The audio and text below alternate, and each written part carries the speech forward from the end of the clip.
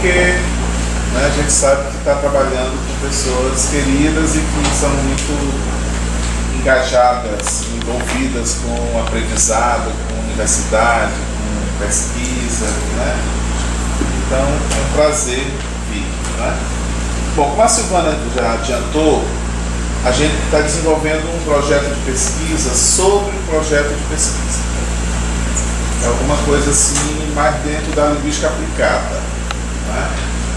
Que a gente viu a necessidade de entender um pouco mais, de compreender esse gênero acadêmico e de pesquisa, né? Entender como é que ele funciona, como é que as pessoas aprendem, quais são as dificuldades existentes, né? E aí a gente começou a pesquisa a partir do projeto de mestrandos, lá do programa de pós-graduação em letras, né? Porque, digamos assim, é um estágio, um momento privilegiado, porque, né, são pessoas que estão começando a fazer pós-graduação, estão começando a fazer pesquisa, e aí, mas vêm da escolaridade, fizeram graduação, então, através do discurso e da retórica nesse estágio, a gente consegue, talvez, identificar algumas questões importantes sobre o que é fazer pesquisa, sobre o que é ler textos acadêmicos e sobre como é que as próprias universidades, os cursos de graduação estão encaminhando essas questões, né?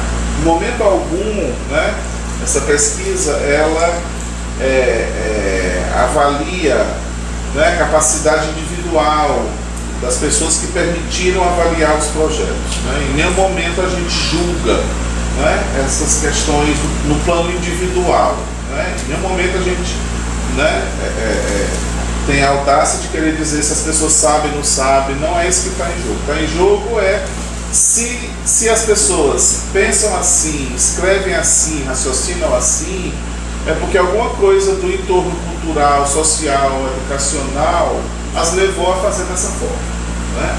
Então, eu sempre faço essa ressalva, porque longe da gente querer fazer algum tipo de avaliação sobre, né, qualidade ou não que as pessoas têm, né?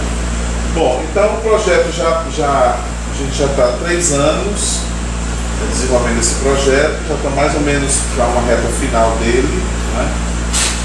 E já, assim, fizemos algumas análises, né? Já conseguimos vislumbrar algumas coisas, alguns aspectos que são importantes e que nos ajudaram a entender um pouco mais, não só a questão de fazer o projeto em si, né?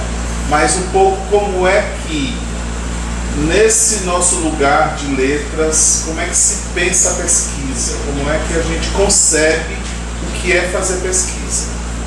Porque a gente sabe que, embora a gente analise diretamente textos de mestrandos, de alunos recém-graduados, né, a gente sabe que, e aí, logicamente, né, vocês todos são sabedores das teorias de linguagem mais recentes, em que em linguagem tudo é dialógico, né? Em linguagem a gente nunca fala sozinho.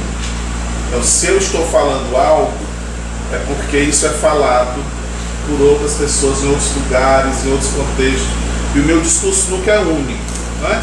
Nosso discurso ele é intertextual, ele é dialógico, etc., né? Então, mais ou menos assim, é nesse contexto, tá? Bom, então eu organizei assim, vou falar um pouco da retórica do projeto de pesquisa, porque a teoria socio-retórica não usa o nome discurso, né? É uma teoria que não usa o nome discurso, usa o nome retórica. É mais ou menos a mesma coisa. Se a retórica é o discurso, né? Os valores, os pontos de vista, etc., dos projetos de pesquisa. Vou falar um pouco sobre a organização retórica do projeto, e isso vale para outros gêneros, que é entender o que são propósitos, o que são movimentos retóricos, o que são passos retóricos. E a gente, de alguma forma, está revendo alguns desses conceitos, dessas categorias, porque o nosso corpus nos obrigou a repensar algumas coisas. Não dava para pegar no jeito que a teoria estava organizada, né? Vou falar um pouco da metodologia dessas análises que a gente faz e discutir alguns dados, não é? Então, sobre a retórica de projeto de pesquisa, uma questão que é bastante interessante é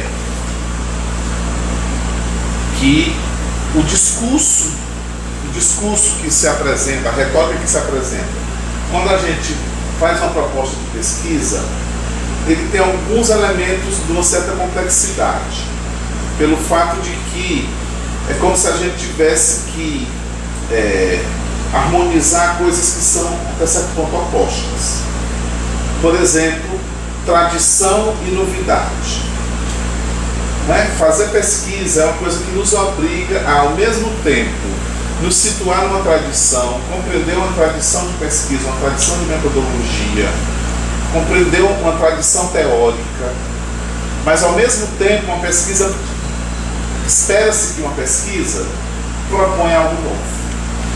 Então aí, uma proposta de pesquisa tem que flertar com essas duas coisas. A pessoa tem que dizer que ela está numa tradição, que ela conhece uma tradição, que ela está inserida num campo que está estabelecido, mas ao mesmo tempo ela precisa criticar esse campo, e dizer que alguma coisa não está bem resolvida, ou como a gente fala de maneira mais prática, as lacunas, há problemas, há faltas.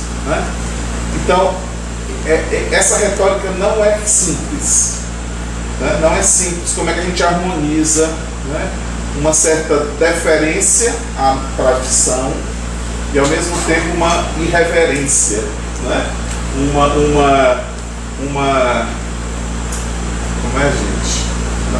uma rebeldia, digamos assim, ao mesmo tempo reverência, ao mesmo tempo rebeldia. Então isso é um elemento da complexidade, da elaboração dos projetos. Um outro elemento dessa complexidade é essa questão da subjetividade, da pessoalidade do pesquisador e da impessoalidade, que são duas coisas que também se apresentam. Vejam, um pesquisador, espera-se que o pesquisador, através do seu projeto, ele demonstre que ele é competente, que ele tem capacidade, que ele tem leitura, que ele conhece o que está fazendo. Então, espera-se que o projeto fale também sobre o pesquisador. Então, de alguma forma, é como se fosse uma retórica com um grau de subjetividade. Mas isso nunca, ou dificilmente, é uma coisa aberta. Praticamente não se diz eu. Não tem eu no projeto. Eu, não tem. Enquanto discurso. Mas quem aprecia o projeto, as bancas, elas querem saber quem é esse eu. Então, como é que eu faço para não dizer isso de maneira direta, clara, que eu sei pesquisar, que eu sei ler, que eu conheço metodologia, de um jeito que não pareça arrogante. Mas também, se eu não disser que eu sou capaz, não vão acreditar no meu projeto. Então, isso é outro elemento que não é fácil na hora de escrever. Como falar bem sobre mim enquanto um profissional da pesquisa de uma forma sutil, indireta, que é uma coisa que tem a ver hoje com o discurso acadêmico também. O discurso acadêmico hoje, no mundo muito competitivo, e aí existem vários estudos sobre essa coisa esqueci o termo agora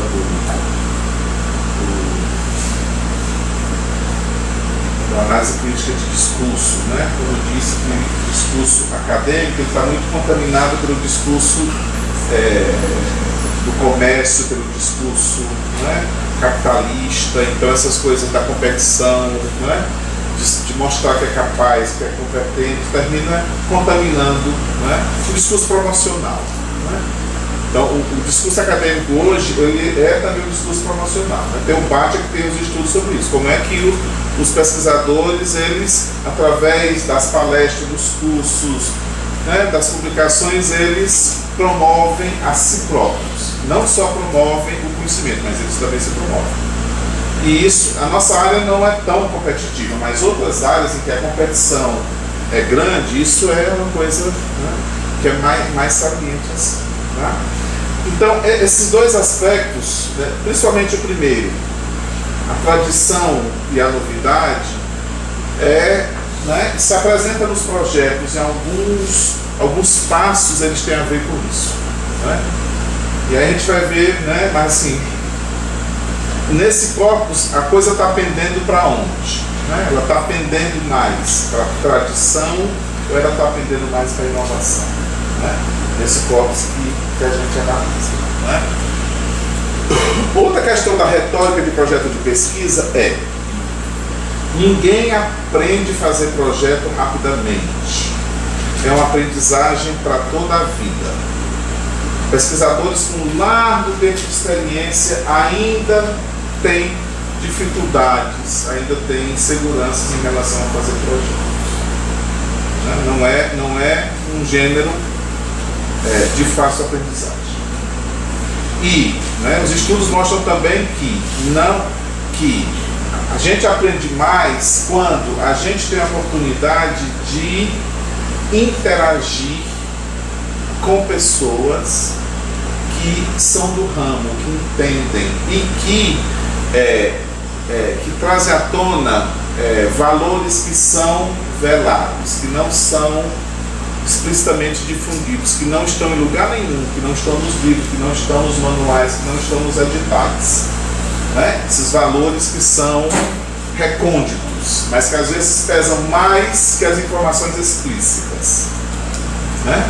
Então, por isso que, né, a participação em eventos ajuda muito a entender esse negócio da pesquisa. Por exemplo, assistir defesa, né? Né? Conversar no corredor, né? Se tem gente conversando sobre pesquisa, chegar perto assim, tentar ouvir uma coisa que eles não vão dizer publicamente, né? Porque existe uma série de conhecimento que é tácito, que não é revelado. Né? Infelizmente também nós temos um problema institucional sério no Brasil, que é a falta de transparência das instituições. Né? As coisas são muito opacas, são muito escondidas. Né? Por exemplo, e aí, né, a gente faz a nossa própria autocrítica. Por exemplo, as seleções de pós-graduação, elas não dão feedback para os candidatos. A gente recebe, eu recebi, vocês que já fez mestrado, já recebem uma nota. Né? Seu projeto valeu 8, o seu valeu 7, o seu valeu 9. Isso é um enigma, porque o que quer dizer isso? Né? Ou o pior, quando reprova, né? O seu foi 4, o seu foi 5. Tá, mas o que quer dizer esse número? Né? Não há feedback. Nas agências de pesquisa, o feedback é assim, uma linha, 2 linhas. Né? Você também, né, não tem essa alimentação com informações que ajudariam as pessoas a compreenderem um pouco mais acerca desses valores. Tá? Então, assim, resumidamente, isso é um contexto retórico, discursivo e pedagógico do projeto de pesquisa. Né? Bom, aí tem várias linhas que pesquisam os projetos de pesquisa. Né? Uma delas é essa que eu vou mostrar aqui para vocês, porque ela é, digamos, a mais aplicada, e a gente estava com interesse aplicado, que é a gente estudar a organização retórica dos textos. A organização retórica, da forma como a gente entende, é a gente entender qual a função pragmática das informações que estão no texto. Então, em vez de tentar olhar o conteúdo da informação, a gente vai lendo e tentando dizer assim: o que a pessoa está fazendo aqui? A pergunta é sempre essa: o que a pessoa está, o que ela quer fazer aqui com esse período, com essa frase? Qual é a ação que está por trás? Então, a organização retórica dos textos, ela tenta nos apresentar um desenho, alguns chamam modelo, que é um termo muito complicado às vezes, porque modelo parece alguma coisa que a gente vai seguir, né? Não é exatamente assim, não tem um modelo possam ser seguidos assim aleatoriamente, né? Mas aí uma organização retórica, ela nos diz pelo menos assim, qual é uma tendência da organização dos textos em termos pragmáticos, né? Quais são, aí aqui entra movimentos retóricos e passos retóricos, né? O propósito comunicativo é o propósito do gênero, são propósitos maiores, mais amplos e muito mais situados dentro dos contextos. E aí, na organização do texto, a gente consegue localizar movimentos retóricos, que são unidades intermediárias, e passos retóricos. O passo retórico é o elemento, digamos, mais concreto em termos de linguagem, né? Ele está ali mais próximo da materialidade do texto, né? Então, esses estudos, né, tentam fazer uma descrição dos textos em termos dessa movimentação retórica, que é um negócio muito complicado de fazer, né? Porque a gente tem que inferir a partir das pistas o que a pessoa está querendo fazer, mas é um trabalho largamente interpretativo. O pesquisador interpreta, porque embora haja pistas, né, palavras, pistas lexicais, estruturas gramaticais, mas ainda assim é difícil ter certeza que a pessoa queria fazer aquilo, né? Então aí, né, é um trabalho complexo, né, e que feito sempre com muita cautela, do tipo, né, não tenho certeza absoluta de que é isso. Então, às vezes até então fecha a palavra. Faz até por imitação, né? De um projeto que recebeu, e aí naquele determinado momento ele imita a estrutura sem saber se o propósito é aquele. Aí que tem o problema da consciência retórica, né? Que é um termo que o Suez usou, né? Consciência retórica, quer dizer, quando a pessoa escreve e ela sabe mais ou menos o que ela quer fazer, aí esse problema não acontece tanto. Só que nem sempre a gente sabe o que a gente quer, né? É o que a gente localiza isso. Quer dizer, há informações, muitas delas muito interessantes, muito pertinentes, mas parece que o autor não sabe exatamente o que ele quer fazer. E aí o analista tem mais dificuldade ainda de fazer essa descrição, né? Com textos de gente mais experiente, né, que está há muito tempo na área, né, que trabalha exatamente naquilo, né, essa organização retórica é um pouco menos complexa, tá? Um pouco menos complexa. Bom, eu vou mostrar depois alguns digamos, modelos dessas organização retórica e vou explicar por que atualmente a gente está deixando de lado a categoria movimento retórico, estamos analisando apenas os passos retóricos. A gente achou que para o nosso corpus não dá certo, né? Bom, a metodologia, né? Aqui, né, os dados que eu tenho aqui são de 30 projetos das áreas de sociolinguística, análise do discurso, enunciação e esqueci a outra, mas depois eu me lembro quando eu mostrar o dados. São 4 sub-áreas, né, dentro do mestrado em linguística, né, não em literatura. Então, como é que a gente analisa isso? Primeiro, a gente analisa o texto todo. Agora a gente vai analisar a seção, a gente lê o texto todo para identificar a proposta, os objetivos do texto, etc. Depois, a gente leva em conta que já existem alguns propósitos esperados dentro dos projetos por conta do contexto que eles são utilizados. A gente tem que fazer esse movimento de olhar o texto tendo em vista um certo contexto do qual ele aparece. Então a gente tem que fazer esse diálogo. E aí a gente vai lendo os textos e vai colocando pistas lexicais, pistas gramaticais, que possam nos sugerir qual é a ação que está sendo feita ali. O que as pessoas estão fazendo com aquela informação. E aí vamos catalogando esses dados e vamos tentando encontrar recorrência, que é o que importa para a análise de gênero, né? A análise de gênero importa encontrar recorrência. O que é recorrente? O que é social? O que muita gente faz? Não nos interessa o que uma pessoa única vez fez, né? Para a análise de gênero, né, na ideia de que gêneros são ações retóricas tipificadas, a gente tem que encontrar o que é tipificado, né, e o que é recorrente. Então a gente vai, né, idiosincrasias não entram nesse tipo de análise, né, em outras entram, mas aqui não. Né. E aí é um movimento que vai e volta, né, olha para o contexto, olha para o texto e vai fazendo essa análise. E também a gente se baseia em passos que já foram descritos por outros autores para projetos ou para outros gêneros, né? Vai tentando chegar aí nos dados. Tá. E aí eu vou começar a mostrar os dados e aí a gente vai discutir um pouco. Bom, esse é um dos primeiros trabalhos sobre projeto de pesquisa, de 1999. Né? Ou seja, é um gênero que começou a ser estudado muito recentemente. Esse é o primeiro trabalho no mundo sobre projeto de pesquisa. 99, 2009, 99, 2009, 20 anos, 18 anos. Né? 18 anos que temos o primeiro trabalho. Então, né, não havia uma tradição de se estudar projeto de pesquisa. No Brasil, então, né, muito mais recente. Né? Os trabalhos são bastante recentes. Então, esse é o primeiro trabalho.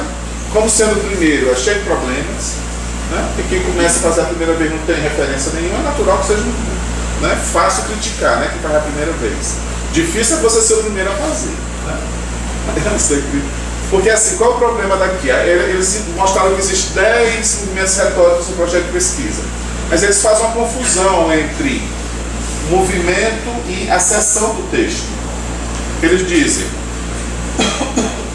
especificando os meios, metodologia e procedimento. Eles dizem que é um movimento retórico. Na verdade, metodologia é uma seção do texto. Né? Não é um movimento retórico, é uma seção do texto.